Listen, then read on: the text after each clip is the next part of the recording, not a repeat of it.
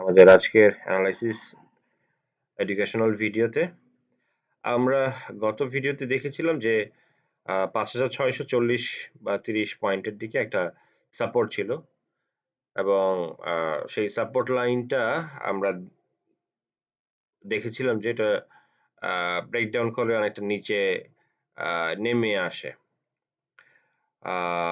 এবং আমরা last working ডেতে যেটা দেখলাম যে নেমে আসার পরে এটা আবার রিভার্স করে বা বাউন্স ব্যাক করে এবং একটা পজিটিভ মার্কেট আবার দেখা যায় প্রায় 90 পয়েন্টের মতো একটা পজিটিভ ইন্ডেক্স দেখা যায়। আমরা এখানে দেখতে পাচ্ছি সাপোর্ট লাইনটা কিন্তু আমরা এখান থেকে নিয়েছি। এইটার এক্সটেন্ডেড লাইনটাই এখানে সাপোর্ট হিসেবে কাজ করছে, যেটা আমরা ধারণা করছিলাম যে এটা হয়তো ফেল করেছে এবং পরবর্তী সাপোর্ট লাইনের দিকে এটা চলে যাবে।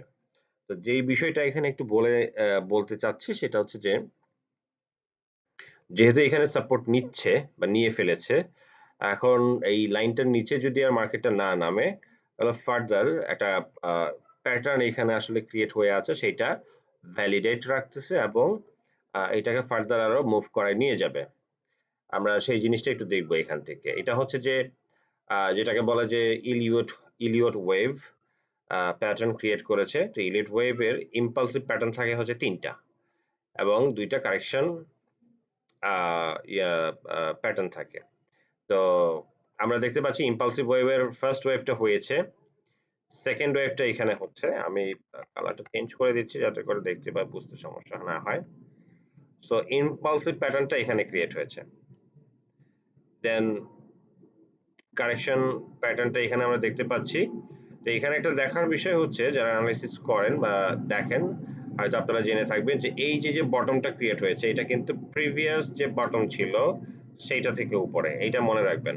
অর্থাৎ আমরা যদি খুব সুন্দর করে এখানে দেখানোর চেষ্টা করি, এইটা ছিল প্রিভিয়াস বটম, এটা থেকে এই বটমটা কিন্তু উপরে। ঠিক একইভাবে পরবর্তী যে বটমটা ক্রিয়েট করেছে, অর্থাৎ এই যে কারেকশন ফেজটা, এই বটমটা কিন্তু এই টপটা কে ব্রেক করে নিচের দিকে নেমে যেতে পারে নাই, আলটিমেটলি এটার উপরেই স্টে করেছে। দ্যাটস ওয়াই আমরা বলতেছি যে ইলিয়ট ওয়েভের যে ফরমেশন, সেই ফরমেশনটা এটা ধরে রেখেছে। তাহলে যে জিনিসটা হবে এখানে যে ইলিয়ট ওয়েভের ফার্স্ট ওয়েভ গেল, সেকেন্ড ওয়েভ গেল, এখন আছে থার্ড ওয়েভ এবং থার্ড ওয়েভটা এইখান থেকে কন্টিনিউ করে ধরে নিতে পারে যে মোটামুটি এই পর্যন্ত যেতে পারে। মানে অ্যাট লিস্ট এটা সমান হবে থার্ড ওয়েভটা, অথবা এটার থেকে আরো বড় গ্যাপ ক্রিয়েট করবে। সো আমরা ধরে নিতে পারি যে অ্যাট লিস্ট 6400 যে ইন্ডেক্স রেজিস্ট্যান্স হিসেবে আছে, আপনারা আহ, দেখে থাকবেন সেই রেজিস্ট্যান্স পর্যন্ত অ্যাটলিস্ট যাবে এবং এমনও হতে পারে যে সেটা ব্রেক করেও কিছুদিন উপরে থাকতে পারে বা আরো বড় র্যালি হতে পারে। তো ইলিয়ট ওয়েভ যদি ভ্যালিড রাখে তাহলে আমরা জানি বা আমরা বুঝতে পারতেছি এইখান থেকে কিন্তু ইন্ডেক্সের আমরা যদি দেখি তাহলে আহ, এখন তো 5700 কাছাকাছি প্রায় ইন্ডেক্স চলে আসছে, আর ওখানে হলো 6400, তার মানে হচ্ছে 700 পয়েন্টের একটা র্যালি এখানে হওয়ার চান্সেস আছে। এই গেল হচ্ছে ইন্ডেক্সের অবস্থান এবং টেকনিক্যাল অ্যানালাইসিস। স্ক্রিনে আপনারা হয়তো একটা হোয়াটসঅ্যাপ নাম্বার দেখতে পাচ্ছেন। এই হোয়াটসঅ্যাপ নাম্বারটা আমাদের একটা ফ্রি ডিসকাশন গ্রুপ করা হয়েছে, যে কেউ চাইলে এখানে জয়েন করে রাখতে পারেন। অ্যানালাইসিসের উপরে আমরা যে ডিসকাশন গুলো থাকে সেগুলো এখানে শেয়ার করব, তো আপনারা চাইলে এখানে জয়েন হয়ে থাকতে পারেন। এরপরে আমরা দেখব আরো কিছু অ্যানালাইসিস। আমরা এখানে একটা নিউজ দেখতে পাচ্ছি, এটা হচ্ছে 22শে আগস্ট। নিউজটা হচ্ছে গভর্নমেন্ট টেকস ওভার অ্যাসালম শেয়ারস ডিসলভস ইসলামী ব্যাংক বোর্ড। অর্থাৎ আমরা জানি যে অ্যাসালম গ্রুপ বিভিন্ন ইসলামী ব্যাংক এবং আরো কিছু ব্যাংকের শেয়ার মার্কেট থেকে বাই করে বা কিনে তারা বোর্ডে বসে এবং তারা ব্যাংকগুলোর মালিক হয়ে যায়। তো গভর্নমেন্ট যে জিনিসটা করেছে যে সেই বোর্ডগুলোকে ডিসলভ করে দিয়ে তাদের যে ক্রয়কৃত যে স্টক গুলো ছিল বা শেয়ার গুলো ছিল বিভিন্ন ব্যাংকের, সেগুলোকে ফ্রিজ করে রেখেছে। অর্থাৎ এগুলো কোনো বাই সেল করা যাবে না, এখন কেউ করতে পারবে না। এবং এইগুলোকে সেল করে ব্যাংকগুলোর যে অনাদায়ী যে লোন আছে, যেটা ইসলামী ব্যাংকের আহ, হোক অন্যান্য ব্যাংকের হোক, সেই অনাদায়ী লোনগুলো যতটুকু পারা যায় সংগ্রহ করার একটা প্রয়াস এই নিউজগুলোতে ডিটেলস আছে, আপনারা পড়ে নিতে পারেন। তো এই নিউজ আসার পর যে জিনিসটা হয়েছে যে এস আলমের হাতে থাকা যে ব্যাংকগুলো ছিল সেগুলো কিন্তু ভালো করা শুরু করেছে। আমরা দেখব যে এই নিউজটা পাবলিশ হওয়ার পর এই জায়গাটাতে দেখেন এটার প্রাইসটা 42 টাকার নিচে ছিল, অর্থাৎ 41 টাকা 70-80 পয়সার মতো, এবং এটা ক্লোজ হয় 43 টাকার কাছাকাছি, অর্থাৎ 41 টাকার কাছাকাছি ছিল এবং ক্লোজিং হয় 43 টাকায়। তো এই একটা নিউজেই আপনারা বুঝতে পারছেন যে কি পরিমাণ পজিটিভ মোমেন্টাম পেয়ে গিয়েছে, এবং হতে পারে যে নতুন পর্ষদ বা নতুন কোনো ডিরেক্টর ব্যাংকের বোর্ড অফ ডিরেক্টরসে যদি যেতে চায়, সেই ক্ষেত্রে তাদেরকে ইন্ডিভিজুয়ালি 2% করে শেয়ার থাকতে হবে। তো এখন কথা হচ্ছে যে এর বাইরে এসএলএম এর হাতে যে শেয়ারগুলো আছে সেগুলো যেহেতু মার্কেটে সাপ্লাই আসবে না, এবং 2% শেয়ার বাই করে তারপরে বোর্ড অফ ডিরেক্টরসে যেতে হবে, তো সেই ক্ষেত্রে মার্কেট থেকে কিন্তু শেয়ারগুলো কিনতে হবে। যার কারণে মার্কেটে যদি শেয়ারের সংখ্যা কম থাকে সেই ক্ষেত্রে 2% শেয়ার বাই করতে গেলে, আমরা জানি যে এগুলোর এক একটা ব্যাংকের শেয়ার সংখ্যা কোটি কোটি, সেই ক্ষেত্রে 2% শেয়ারও কিন্তু অনেক, এবং এই শেয়ারগুলো বাই করতে গেলে প্রাইস গুলো বাড়বে, এটাই কিন্তু স্বাভাবিক। এবং সেই হাইকটাই কিন্তু আমরা এখানে 43 টাকা দেখতে পাচ্ছি, যেটা কিনা 41 টাকার কাছাকাছি ছিল।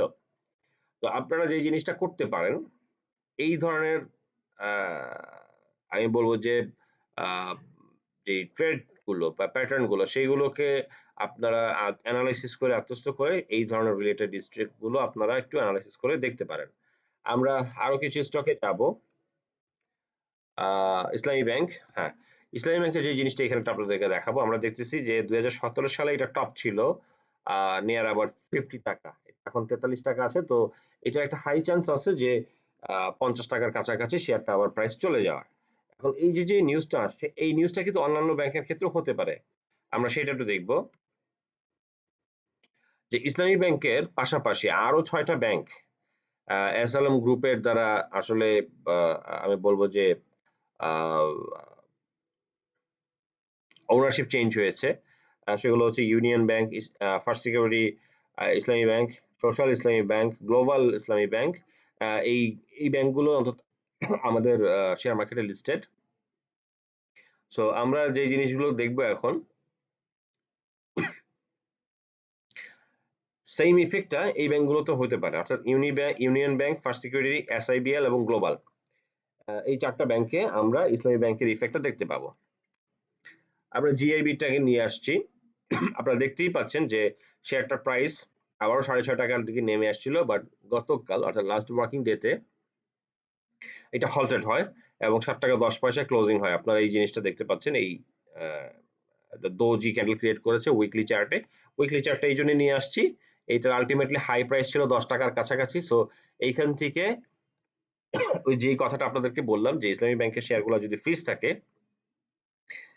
তাহলে হচ্ছে মার্কেট থেকে শেয়ার ক্রয় করে অনেকে বোর্ডে ঢোকার চেষ্টা করতে পারে, বা মেকানিজম অথবা পলিসির কারণে এরকম হইতে পারে। সেক্ষেত্রে যদি মার্কেট থেকে শেয়ার কিনতেই হয় 2% করে, তাহলে কিন্তু অনেক শেয়ার মার্কেট থেকে কিনতে হবে, এবং সেই ক্ষেত্রে একটা ডিমান্ড সাইড ক্রিয়েট হবে, এবং সাপ্লাইটা অফ থাকলে প্রাইস, আমরা জানি যে ডিমান্ড সাপ্লাইয়ের ফর্মুলা অনুযায়ী ডিমান্ড বেশি থাকলে প্রাইস বাড়ে। সো সেই ক্ষেত্রে জিআইবির অর্থাৎ গ্লোবাল ইসলামী ব্যাংকের একটা প্রাইস হতে পারে, এবং সেটা ইনিশিয়ালি আমরা দেখতে পাচ্ছি যে 10 টাকা পর্যন্ত এটা একটা রেজিস্ট্যান্স আছে। 10 টাকা পর্যন্ত এটার একটা প্রাইসের হাইক হইতে পারে। এরপর আমরা যাব ইউনিয়ন ব্যাংক। আপনারা দেখেছেন যে আইপিও তে আসার পর এটা 14 টাকা 14.5 টাকা পর্যন্ত উঠেছিল এবং সেখান থেকে ফল করেছে। তো ইউনিয়ন ব্যাংকেরও আমরা সেই একই জিনিসই দেখতে পাচ্ছি। এটা ইনিশিয়ালি 9 টাকা 10 টাকা পর্যন্ত উঠে যেতে পারে, এবং ফার্দার যদি আরো মুভ করে, অর্থাৎ বেশি পরিমাণ শেয়ার যদি এটা কারো কিনতে হয়, সেই ক্ষেত্রে এটা 14 টাকা পর্যন্ত সেকেন্ড রেজিস্ট্যান্স আছে, সেইখানে চলে যেতে পারে। আমরা হচ্ছে ফার্স্ট সিকিউরিটি ইসলামী ব্যাংক, এটাও ইসলামী ব্যাংকের মতো এসএলএম গ্রুপের দ্বারা অঙ্কিত একটা ব্যাংক, এবং এইটারও একই অবস্থা ইসলামী ব্যাংকের মতো। তো আমরা দেখতে পাচ্ছি এইটারও 6 টাকা লো ছিল, এখন 7.5 টাকা চলছে। সো ইনিশিয়াল রেজিস্ট্যান্স যদি চিন্তা করি আমরা 10 টাকা পর্যন্ত অর্থাৎ ফেস ভ্যালু পর্যন্ত অ্যাটলিস্ট ব্যাংকগুলো চলে যাওয়ার একটা সম্ভাবনা আছে ইসলামী ব্যাংকের যেহেতু একটা প্রাইস হাইক হচ্ছে সেগুলোর সঙ্গে সঙ্গে এগুলো হওয়ার একটা চান্স আছে এবং এটা যদি ফার্দার আরো মুভ করে আরো ভালো মুভ করে মুভমেন্ট আসে তাহলে সেই ক্ষেত্রে এইটার বাকি যে রেজিস্ট্যান্স গুলো অর্থাৎ 12 টাকার দিকে একটা আছে 14 টাকার দিকে আছে এবং 16 টাকার দিকে আছে এই রেজিস্ট্যান্স গুলোর দিকে আমরা দেখতে পাচ্ছি যে যেতে পারে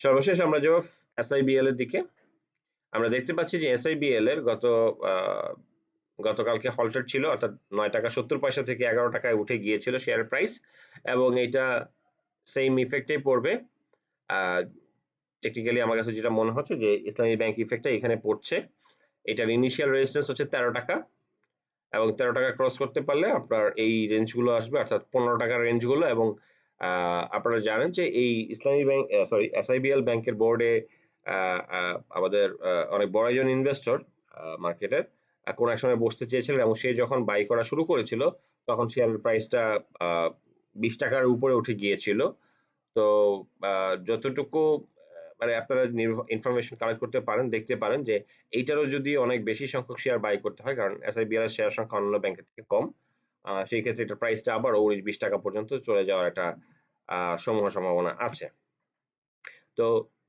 মার্কেট হাইপোথেসিস আমি আপনাদের সঙ্গে শেয়ার করলাম মার্কেটের একটা 700 পয়েন্টের র্যালি হতে পারে সেটা আপনাদের সঙ্গে একটু শেয়ার করলাম এবং টেকনিক্যালি আমরা যেটা দেখেছি সেটাই বলার চেষ্টা করেছি এবং ইসলামী ব্যাংকের ইফেক্ট অন্যান্য অ্যাসালমের হাত দ্বারা অঙ্কৃত যে ব্যাংকগুলো আছে সেগুলোতেও হতে পারে সেই ইফেক্টটা সেটাও অ্যানালাইসিস করে আপনাদের সঙ্গে রেজিস্ট্যান্স লেভেলগুলো বা পরবর্তী টার্গেট পর্যন্ত কি কি হতে পারে সেগুলো নিয়ে আলোচনা করলাম তো এই জিনিসগুলো আপনারা আপনাদের মতো করে ইন ডিটেলস আলোচনা অ্যানালাইসিস করে নেবেন জেনে নেবেন খোঁজ খবর নেবেন ইনফরমেশন গুলো বিভিন্ন পত্রপত্রিকায় আছে সেগুলো কালেক্ট করার চেষ্টা করবেন এবং আপনি আপনার অ্যাজাম্পশন এবং অ্যানালাইসিস দিয়ে আপনার মতো করে তখন একটা সিদ্ধান্তে উপনীত হতে পারেন অবশ্যই মনে রাখবেন আমাদের এই ভিডিওগুলো অনলি এডুকেশনাল পারপাসে প্রচার করা হচ্ছে এবং আপনাদের যদি কেউ ইন্টারেস্টেড থাকেন সেই ক্ষেত্রে আমরা বিভিন্ন ধরনের কোর্স করিয়ে থাকি এবং আমাদের এই হোয়াটসঅ্যাপ নাম্বারটা সেভ করে রাখতে পারেন আমাদের ফ্রি ডিসকাশন যে গ্রুপটা আছে সেখানে জয়েন করে রাখতে পারেন সেখানে আমরা অ্যানালাইসিসের বিভিন্ন টিপস এন্ড ট্রিক্স শেয়ার করে থাকি সেগুলো আপনাদের হয়তো অনেক উপকারে আসবে আপনারা হয়তো অ্যানালাইসিস করতে যে কোথাও হয়তো আটকে গিয়েছেন বা বুঝতে অসুবিধা হচ্ছে হয়তোবা সময় থাকার সাপেক্ষে আমরা সেগুলোর অ্যান্সার গুলো দেওয়ার চেষ্টা করব ধন্যবাদ জানিয়ে আজকের অ্যানালাইসিস শেষ করছি ইনশাল্লাহ নেক্সট কোন একটা ভিডিওতে আবার আপনাদের সঙ্গে আমাদের কথা হবে সে পর্যন্ত ভালো থাকবেন সবাই